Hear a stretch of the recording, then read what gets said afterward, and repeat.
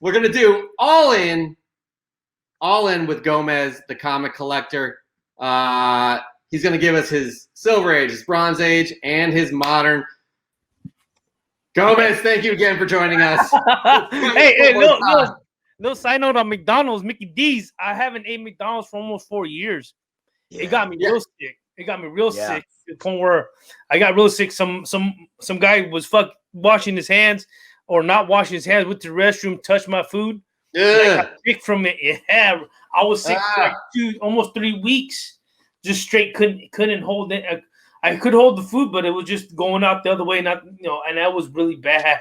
And I haven't ate McDonald's since. I've been making my own food. If you notice me on IG, I make my own food 90% of the time. I do not like fast food once an occasional, but McDonald's is a place that I kind of like. Yeah. I retired from a long time ago. I think I applaud you. That's good.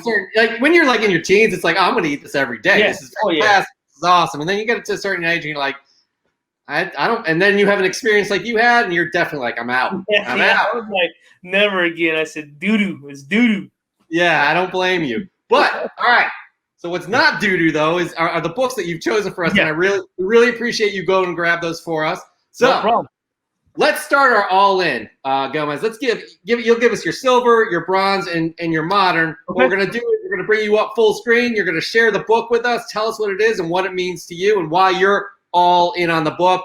After that, we'll come in. Chris and I will give quick comments, and we'll move on to the next book. Okay. All right, here we go.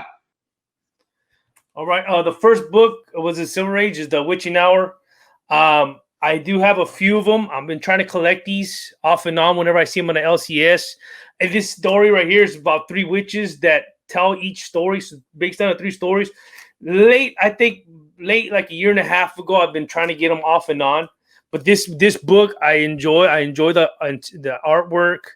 I enjoy the stories that they put together, and it's just different. And during this time and holiday, I really like to reread some of the stuff that I have as opposed to Witching Hour, which I think went to like 200 and something issues, I believe.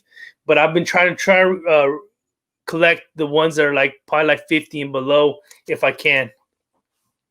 So yeah, The Witching Hour. So why The Witching Hour number 20? Why is that one so special to you? To be honest, I just picked this one up probably like 2-3 days ago. Oh, okay. So I've been slowly trying to get my collection towards The Witching Hour. I try to collect stuff that a lot of people don't collect right now, like Venom, Marvel, Thor, stuff in general. I do pick those up, but those are not my main concerns. I do them for a reading basis as well. But if I find if I have a Venom book in this book, I'll pick this book over a Venom book myself, per se, when it comes to the price. If these are under $10 to $12, I'll pick them up any time of the day. Sometimes I'll repick another one just because the conditions. Because you can find it in a better condition. And that one I could do, like you guys said later, a giveaway, or someone that's into in the future wants some horror books or something different. Hey, here, I got these extras here. I'll give them to you. They're not in great shape, but that's what. And I'm not a flipper. I do not flip. I do not look to try to make money. I think this hobby is, if I could afford it, I enjoy it without having to try to worry about making money for it. Yeah. Nothing wrong with it, because we all buy doubles and triples as a collector. And I do trades more than anything. I don't do a lot of flipping myself, per se. But again, that's a good point. That's that helps you get to where you want to be in terms of your collection, which is great. Planet Arizona Comics. Neil Adams did some early Witching Hour covers. Did he do that one? You know what? I think he did. I think you are right. He did do. I think he did do this. He did do this cover. Planet Arizona Comics. Yeah, he did. He did do this cover. And now that I think about it, yeah. Yeah, Neil Adams, absolute legend. You know what I like about this book is it's not your usual it's not what I would have thought the direction you would have gone with. Obviously, you kind of lean towards horror and stuff like that. So it's introducing into a whole new series that I know nothing about that I want to go check out. Absolutely. Yeah, the little smaller, like 1 through 10, those are a little more pricey. But I'm patient collector. All you new collectors out there, don't try to run and get something when the hype is big. Be patient. You'll find it at LCS, a garage sale. You'll find it in areas. You'll find it people getting rid of it at a certain price compared to what you see. So just be patient when it comes to some of the Bronze Ages and Silver Age books. Yeah, don't fall into that FOMO. All right, that's a great book, man. But I'm really excited about this next book you have for your Bronze Age. So we're going to bring you up. You're going to tell us all about this one. All right. So this one is a Swamp Thing. I recently got into it, probably like mid last year. I've been trying to collect it. This is issue actually 7. This is when actually Batman and Swamp Thing meet up. Actually, if you small information is 1 through 10. Bernie Wrightson does the artwork, interior art of the book and the exterior. So I do have issues 1 through 10. I just recently finished collecting 1 through 10, probably about 2-3 months ago. And I just can't put him down. I like Alec Holland. I like the way he is. He's a man of green, and this is like kind of like a horror, but like a background story. So I try to dig deep into knowing this character more. Yo, the cool thing about that issue, and I saw this somewhere else, is that is, you mentioned that is the first time that Swamp Thing and Batman meet, right? Yeah. So that's correct. Yeah, and that's number 7. So that's, and Bernie Wrightson is a legend as well. Yes. So that's a great book, man. That is an awesome book to have right there. All right, and then for your Modern Age, what do you got? All right, you ready to go? Let me see. I'll take it out of the plastic. So for the Modern Age, I got this one, Spawn. I went with this cover because it's October. But I'm rereading these. I'm at issue 59, I believe. But I'm rereading it with Greg Capullo. Greg Capullo, Tom McFarlane? They did a lot of the earlier issues. They've been teaming up for years. So Tom McFarlane's a great ass artist. I go with them because what's called because of on top of my head, I can't remember his name. See, I drew a blank. But a lot of his character, Al Simmons. There you go, Al Simmons. A lot of his character. He reflects a lot of what I've been through as a father, as situations, and even though it's not his kid, he kind of portrays it as his kid, and that's why I like a lot about Spawn. And I couldn't put it down when I first. So this mainly was one of the first reads I've read, and I pick up constantly. So this one's as a Modern Age, I keep getting issues. I do have the current, and I'm still getting it's still going on. So yeah. But yeah, that's what Spawn's big guy for me. Yeah, man. Especially Capullo. That Capullo run is fantastic. Is that issue number 88? Yeah, that's issue 88. Yeah, Planet Arizona Comics. That's a great issue, Gomez. So he agrees with you. Yo, man, those are some great books, and I love that you're the first person we've had on here that didn't pull a Marvel book. Yeah, yeah, you're right, huh? Oh, yeah, you're right. I didn't pull no Marvel. It was all DC.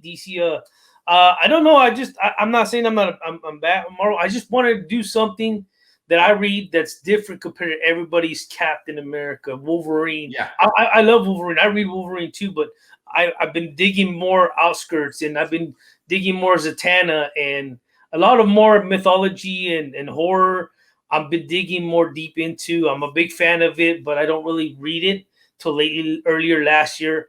I kind of dug into myself and did my research on these horror books and these books that are a little bit more darker. Yeah, no, back label, baby. What's that? I like too that you're really the first person that we had on that didn't pull these big keys, and I think it speaks to your collecting style and you being a true reader. When you're talking about all in, and I really saw this as all in, on say a story arc or even a run. But what's interesting is you being all in on these things because you're really diving into the stories and diving into the characters and diving into these things in a way that fulfills your desire as a collector or a reader or a hobbyist. You're also doing something, and I go back to what you said, showing off the first book. You tend to look at stuff that doesn't have all the hype around it. So regardless if you are buying these books for any speculative reasons, you're actually doing something that's interesting that could be very important to those that do spec, because even though you're going after these things to read and to dive into the characters, you're going after a market that has a lot of growth potential. Mm-hmm. So it's kind of like buying into some dollar stock that you think is, going to have that growth potential, but it's not like you're doing it purposely either. So and just to let all the viewers know what I'm talking about, that's the horror genre. the horror genre has so much growth potential. We can use Marvel as an example, even though you didn't pick Marvel books, but we know that Marvel is really starting to go that horror route with the Multiverse of Madness, with the Hellstrom series, and so forth. And look, if DC and Warner Brothers can continue that success and continue to use HBO Max as a solid platform like Marvel's doing with Disney Plus, there's a lot of growth potential. Besides the fact that you're showing off some awesome Silver Age and Bronze Age books, anyways, that already have decent growth potential as well. And hey, look, I think when it comes to modern spawns, I do believe that, especially around those numbers, there's lower print runs for some of your modern books. And plus, I mean, like you said, that the tag team of McFarlane and Capullo, I mean, that's something I look at McFarlane as a modern day Jack Kirby. Yes. And I think his greatness is going to grow over time. Well, you see all his figures he does, that thing grew a lot. His figures, he's coming out with more and more, and he's doing a lot more DC. If you notice, he doesn't do a lot of Marvel. He does a lot of DC McFarlane toys. He's been big on that lately. This last art that he's been doing. So I really enjoy what he's doing. And like you said, not just that, I would like to meet the guy one day. That is my Stan Lee. No joke. That is my modern age Stan Lee that I would like. I had a chance to meet Stan Lee. I missed out because the funds weren't there when I was just during that time frame because he was expensive still. But if I could meet McFarlane right now, like in this time age going forward in the future for a con, I probably would jump on it in a heartbeat just because we don't know how long these guys have. You look at Michael Turner. Look at Michael Turner. What happened to him? He passed too damn soon. And if you look at his artwork and the way he was right there, he was a dope ass artist. I agree. So he was in his 40s or 50s. Yeah, I think he was in his late 40s, I believe. Yeah, that's a damn shame. But you're right, man. That's a good call. I never thought about it this way, but McFarlane, I mean, he's had an influence on all of our lives here, the three of us at least, and I'm sure everybody watching this as well had a major influence and impact. And for you to say something like he's like our kind of like Kirby, I've never thought about that, but that is really, really well said. Really well said. So Gomez, we really thank you for coming on. You epitomize buy what you love. And you hear a lot of people saying that and seeing that in action with you and the books that you pull.